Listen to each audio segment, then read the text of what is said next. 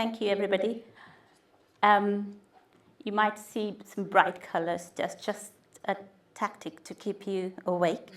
And it's also, I just saw there's a question on Slido, and I'm just worrying that Mobby might have already licked my slides, because if you answered that question, then I don't need to go through that slides. So I'm Sagarika. Let's see. Before I go through what I'm going to cover, I'm going to take a little bit time to say why I'm here and why I have picked up a topic that is going to be covered today in this session. So I am a coach, it's not my profession anymore, but by my mindset. And I like working with people, and I like looking into a problem from people's perspective. Whatever we heard today so far, we always touched upon culture, touched upon team. Now, when we discussed this 3 sessions with Mobby, we said that my session will be at the end because it's about people. So you can think about this as a cherry on the top of the cake, but in my world, that's the base of the cake. This is where we start. So that's why I'm here to talk about a very specific aspect of a future-ready team, and that is motivation. Just a quick kind of few words about myself. I'm a mum of 2 kids, so I think I'm even more tired than Claire. And I currently work in BT. I've been there for a little more than 2 years now, and I'm a delivery lead in their digital function. I have worked in 3 different continents and have observed different approaches to problem solving, even different culture. How we look at a problem is different, and solution is also different sometimes. I love traveling and reading books, but that's all before I was mummified. For last 9 years, it's just in writing. I don't really get much time to do all that. Right, so before we move into the actual topic, I just want a little bit of interaction, just to keep you awake. What's your biggest challenge as a people leader right now in 2024? Like, where we have almost every day, every meeting, we talk about AI, we talk about bots, and we talk about everything fantastic technology-wise, and sometimes forget about talking about people. I'm sure, if not all of you, some of you are people leader. What would you say is your biggest challenge at the moment? Anybody? Keeping them motivated. Oh, God. Straight to the point. Great, yeah. Getting them in the office. Motivation, yes. So yeah, I had the same session, similar sort of session with my peer group, because I manage, I lead a team, and I do have my own challenges. We did a Slido, and one thing came out very brightly was talent retention. What I'm hearing from my peers and my supervisors is that it's getting more and more difficult to attract talent, but also retaining them, because the competition is really tough out there. The question would be as to why. And then again, I put my business analyst hat on and ask 5 whys, and we get to the point where we end up in exactly what you said is motivation. Like, how do we motivate our team? There are quite a lot of stuff over there, as you can see. Training, there is some other stuff around work-life balance, well-being, everything is valid. But if you ask why too many times, it boils down to lack of motivation, or we're not leading them in a way that they feel motivated to be their best. Now, why we're talking about that? Because from my point of view, to build future-ready team is not about getting the future-ready technology or the processes right. It also to have the future-ready culture, and that will come from the future-ready mindset from the people. We have already listened to Jagpal speaking about how the mindset and culture changing and suppliers are becoming more partners. We heard from Claire, we heard from Chris as well. So I think we are all kind of talking about similar stuff here. So that's why for anything we want to do future ready perspective, we need to think about future ready people and keep them if we can. We can spend a lot of money training them, and losing them is not the best for the business either.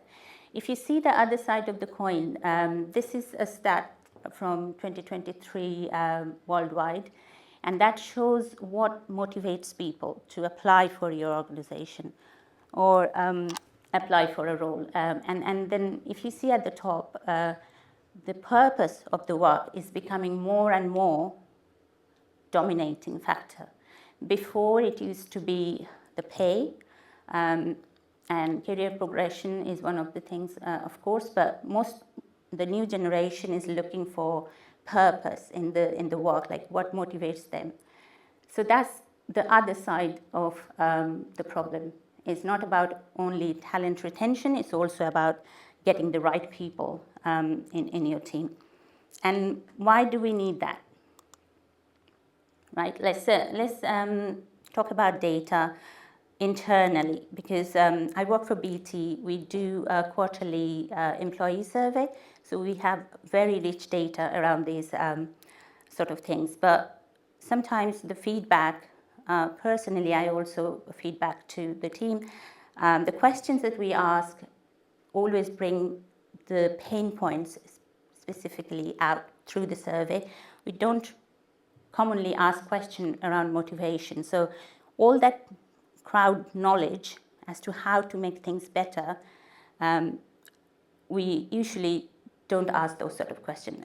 Of course, we're changing, we're evolving, and we are asking from them what motivates them to do their best, be their best. Because if you are a people leader, you most probably know what doesn't motivate them. So it's I think it's our responsibility that we focus on the motivation more and more. We are in, of course, Agile Roundabout. We talk about Agile team. And why Agile team is important? Because we talk about long-lived team. We want to do rapid delivery. We want to do rapid delivery without compromising quality. That's only possible if you have your team in a specific context, knowing the specific, not only the tech stack, but the processes and the stakeholders, and even they know their team when they go for lunch, when they go for picking up their kids, and that sort of a team you want. Because they are the one, they know exactly what the problem is, and they can fix it without Googling. And that is what's going to bring you rapid delivery without compromising the quality. So that's why it's important that we kind of cling to those talent and motivate them to stay and bring similar sort of people who want to be their best, and you provide that to them. Now, a little bit of, before I go there, I wanted to share a quick story. I hope I'm not running over time massively. What I have understood from my experience, that motivation is important but not obvious. So I used to work for a B2B bank, and I was doing some sort of role around customer analysis and continuous improvement. And there was a long list of problem statements that were given to us as a team to look through, and I picked up one which I found very interesting. They used to publish their direct, like, customer feedback on their intranet on a regular basis. Like, every day you can refresh and see what people are saying about their products. And the problem statement was that for past few months, there is the downwards trend towards the specific customer segment NPS. And I wanted to kind of understand why, because I was asked to do that investigation. So I did what normal business analysts would do. I looked into people, process, technology sort of framework, went through each and every questions, but there was nothing obvious. So the technology was there, as you know, for many years, nothing changed. The team was pretty much stable, the usual churn, but nothing major, no reorg. And the processes were a mix of automation and manual process. So couldn't really couldn't come up with anything. So at that point, we almost like, giving up and trying to see something else going on from the customer side of things. I had a chat with a person in that team, a guy, very informal coffee chat, and through that he mentioned that the team leader of that team actually left 3 months ago, and might be a coincidence or whatever it is. The graph started going downwards exactly around that time, and I was a bit puzzled. I'm like, is that a clue? Like Sherlock Holmes. So I spoke to a few more people in that team who've been there for long, and I got this idea that they used to be a really good team. They didn't have perfect processes or perfect tools, but they had the accountability. They knew exactly where the gaps are, and they would take responsibility to fill them. And why? Because they were following their leader, because that lady used to do that. Now, we have a new team leader. Of course, you can replace people, but the tacit knowledge and everything else gone. It's very hard to document that. So, of course, they replaced with somebody, but the team lost the motivation. And it was not written anywhere, and it couldn't come up with all the Excel sheet that we filled out. So I had a chat with this new lady who's the team leader. And she did say, like, it's been only 3 months, and I can feel that there's something not right, but I can't pinpoint. Now, we all know that once you have identified a problem, it's half solved, right? So we sat down with the team, we did a plan, and that's that. But that kind of a light bulb moment for me is thinking that, okay, we know motivation is important. We give, big talks. We love motivational quote and all that, but it's not obvious. There is no framework where we put motivation as one of the parameters, right? But that's not entirely true, and that's why I wanted to share a few things here. This is Daniel Pink, 2009, Drive, the book, one of the bestsellers. I'm sure some of you, if not all of you, have heard of it. And it talks about very basic need from an individual, the way we like to work, and the intrinsic motivators that actually enables us to be our best. So we love purpose, which you can see if you think about the stats we saw. We love purpose. We love to be, gaining some sort of confidence in what we are doing. So the mastery and the autonomy. We don't like hovering line manager, like managing people. So we don't call people manager anymore. We call people leader. But this is Agile Roundabout, and we cannot get away without mentioning Agile Manifesto. So going back a few years ago, 2001, and this is one of the 12 principles of Agile Manifesto, which says about motivated individuals. And exactly what basically Daniel Pink is saying there, right? Now, this is not where it started. I did a bit of digging, and back in 1800, right? Even this is not where it started. I asked ChatGPT, and it goes back decades. They started talking about Aristotle and all that, and I'm like, oh gosh, I can't remember all that. So I started there. Some of this you must have heard about, or you use it on a regular basis. Carol Dweck, growth mindset. Yeah, even my primary school children, they're learning about growth mindset. They're learning to say, I can't do it. Rather than saying I can't do it, they're saying I can't do it yet. Yeah, so they're learning. So that's great. Maslow's hierarchy, we all know about that, and then of course Daniel Pink. So when I first mentioned that Daniel Pink is not the first one talking about motivation, some people actually laughed in my team, saying, no, that's where it started. No, it didn't start there. It started many years ago, and we come back to it because without this, without motivated people, you don't have anything. You don't have a future technology, don't have future team, don't have future organization. Now that's quite a lot of history. Coming back to the future. This is something I did very quickly, showing the Google trend. We talk about AI a lot, as you can see the trend going up around maybe the time when ChatGPT has become the famous tool. The way it shows is that every 100 search anybody does in a given kind of region, like so this is for UK, 94 out of 100 search around that period was about AI. So to look for the future, we need to understand that if that is the trend, how can we be actually catching that trend, or actually on the trend, really, with ourselves and with the team.